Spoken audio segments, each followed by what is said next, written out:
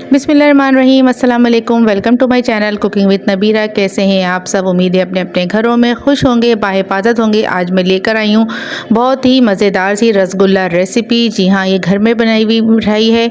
बाहर से जो लेकर आते हैं आप, तकरीबन वैसी ही बनी है और बहुत ही मज़ेदार सी स्पंजी इसका टेक्सचर है। आप ख़ुद देखेंगे, मैं आपको चेक कराती हूँ। इसको इतना स्पंजी है ये और इतना अच्छा मज़ेदार सा इसका फ्लेवर था। तो ये देखिए, बिस्मिल्लाहिर्रहमानिर्रहीम, माशाल्लाह से बहुत ही मज़ेदार बना था ये। तो इसको बनाने की कैसी क्या रेसिपी वो मैं आपको बताती हूँ। नहायत ही आसान है और जो आप अपने हाथों से जो काम करते हैं ना, उसकी तो बात ही और होती है।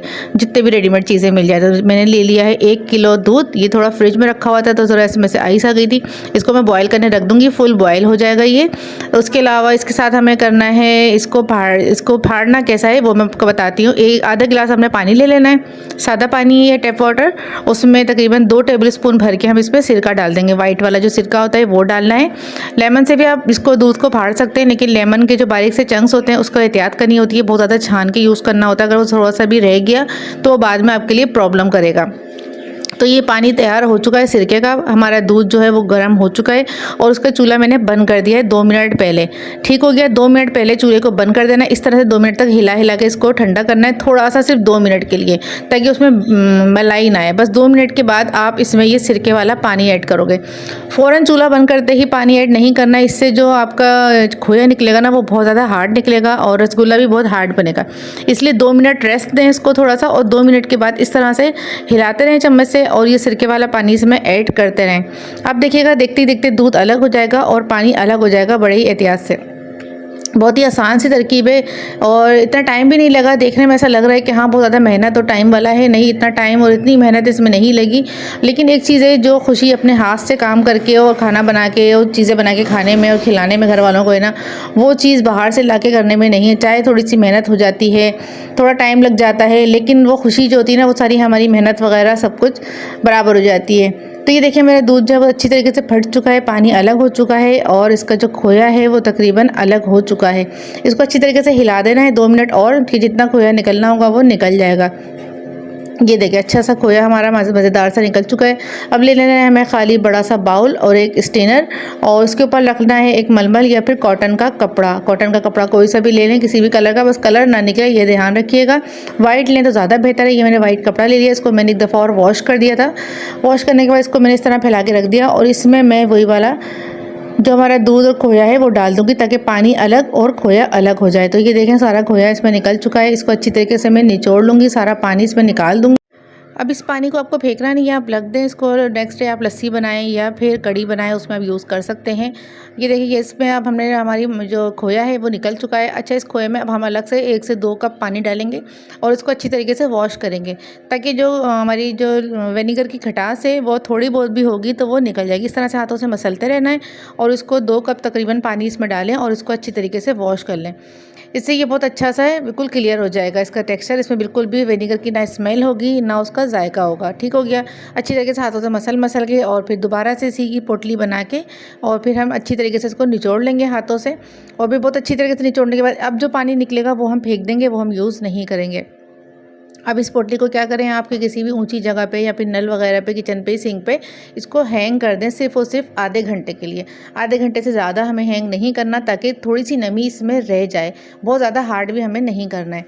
तो आधे घंटे के लिए हम इसको हैंग कर देंगे और उसके बाद हमें क्या करना है वो मैं आपको बताती हूँ। निचोड़ लें अच्छी तरीके, जितना पानी आपके हाथ से निकल सकता है। इसलिए मैंने मलमल का कपड़ा नहीं लिया है कि मलमल के कपड़े में अगर ज़ोर लगाओ तो वो फट सकता है।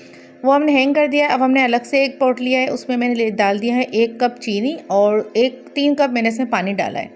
ठीक हो गया। 3 कप पानी डालने के बाद इसको चूल्हे पे रख देना है। अच्छी तरीके से इसको जोश आ जाएगा, इसमें बॉयल आ जाएगा अच्छी तरीके से, सारे चीनी के दाने सब मेल्ट हो जाएंगे। अच्छा सा मिक्सचर सिरप सा बन जाएगा, शुगर सिरप जैसा। ठीक हो गया। इसको हम रख देंगे चूल्हे पे। जब तक वो पक रहा है उस तक हमारे, ये देखें, आधा घंटा हमारा हो चुका है। हमारा खोया बिल्कुल रेडी है। ये देखें, अब इसको एक टेक्सचर चेक करें, बिल्कुल हार्ड सा भी दिखने में लग रहा है। ये देखिए कितना ज़्यादा स्पंजी सा और रबड़ जैसा हो रहा है। बस इससे ज़्यादा अगर आप हैंग करेंगे ना तो ये बहुत ज़्यादा रबड़ जैसा हो जाएगा, फिर वो हैंडल नहीं होगा आपसे।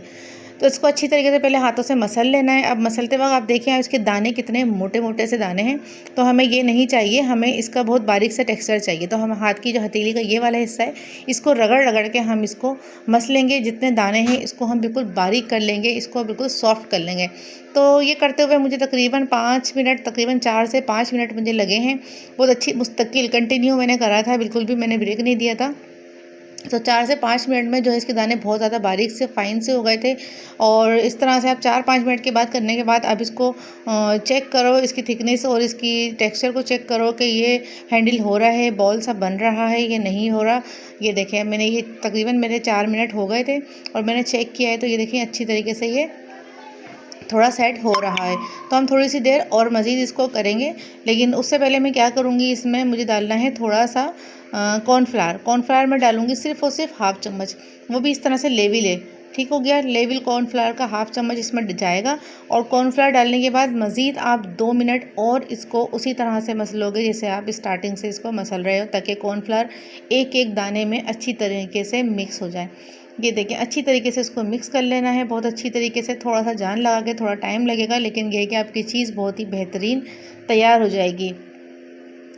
तो ये मुझे तकरीबन 2 से 3 मिनट और मज़ीद लगे थे इसको कॉर्नफ्लावर को मिक्स करने में। तो अच्छी तरीके से ये मेल्ट हो गया था। ये देखें अब इसका टेक्सचर देखें कितना मज़ेदार सा देखने में हो रहा है ये। अब इसके आराम से बाउल बन जाएंगे और आपको कुछ हाथ में ना घी ना फिर पानी कुछ भी लगाने की ज़रूरत नहीं है, वैसे ही ये बहुत अच्छा से हैंडल हो जाएगा। इस तरह से छोटे छोटे से बाउल आप बना लो, जितना साइज़ आपको चाहिए। वैसे ये साइज़ नॉर्मल है, क्योंकि ये जब शीरे में जाएगा तो ये थोड़ा सा इंक्रीज़ हो जाएगा इसका साइज़। तो ये देखें 1 किलो में तकरीबन 10 से 11 जो है इस तरह से बॉल्स बन गए हैं। अब ये शीरा है मेरा बॉयल हो रहा है। इस बॉयल होते हुए शीरे में हम चेक करेंगे कि कोई इसमें चीनी का दाना वगैरह तो नहीं है, बिल्कुल हमारा शीरा रेडी है।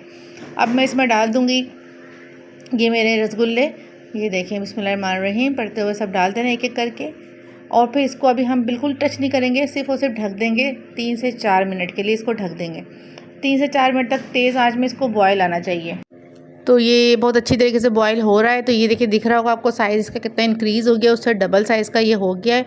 तो ये मैं चेक कर रही हूँ। अब इसको हल्के से आप इसको चेक कर सकते हो, इसको हल्के हल्के से ऊपर से प्रेस कर सकते हो।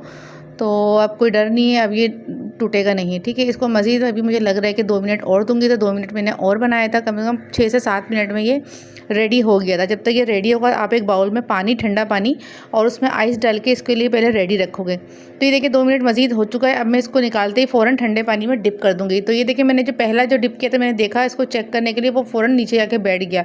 जब नीचे बैठ गया तो समझ जाएँ ये बिल्कुल रेडी है। अगर ये ऊपर तैर रहा होगा तो आप निकाल के इसको वापस शीरे में डालोगे, इसका मतलब होगा कि वो रेडी नहीं हुआ है। तो ये सारे मेरे रसगुल्ले रेडी हो गए हैं। इसको मैं तकरीबन 3 से 4 मिनट इसी आइस वाटर में रखूँगी। इससे ये होगा कि जो साइज़ इसका बड़ा था शीरे में जाके, वो साइज़ सेम वैसे ही रहेगा। वरना शीरे से आप जैसे ही निकालोगे आप चेक करना कि इसका साइज़ फ़ौरन छोटा होने लगता है। जब आप इस तरह से आइस वाटर में डाल दोगे तो इसका साइज़ छोटा नहीं होगा, बड़ा ही रहेगा। जब ये अच्छा सा ठंडा सा हो जाए तो फिर इसके बाद इसको हाथों से हल्का हल्का सा निचोड़ लें, पानी इसका निकाल दें। बहुत ज़्यादा दबा के नहीं निचोड़ना, हल्के हल्के सा निचोड़ लेना है और इसको अलग से बाउल में रख दें। और फिर आपका जो शीरा बचा हुआ था जिसमें ये पका था, वही शीरा लेके हम वापस इसके ऊपर डाल देंगे। बस इसको ठंडा होने दें बिल्कुल। चाहे तो फ्रिज में भी रख दें इसको, और मज़ीद ठंडा हो जाएगा, शीरा अच्छी तरह से तरीके से अंदर चला जाएगा। तो बहुत मज़ेदार सा ये रसगुल्ला बिल्कुल तैयार हो गया है। और यकीन करें इतने मज़ेदार सा ये बना था कि जब आप ख़ुद बनाएंगे तो आपको यकीन होगा कि कितने मज़ेदार था।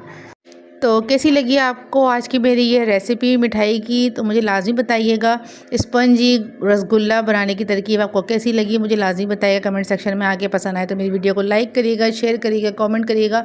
जो न्यू सब्सक्राइबर हैं वो प्लीज़ मेरे चैनल को सब्सक्राइब कर दें। मुझे दीजिए इजाज़त, अल्लाह हाफिज़।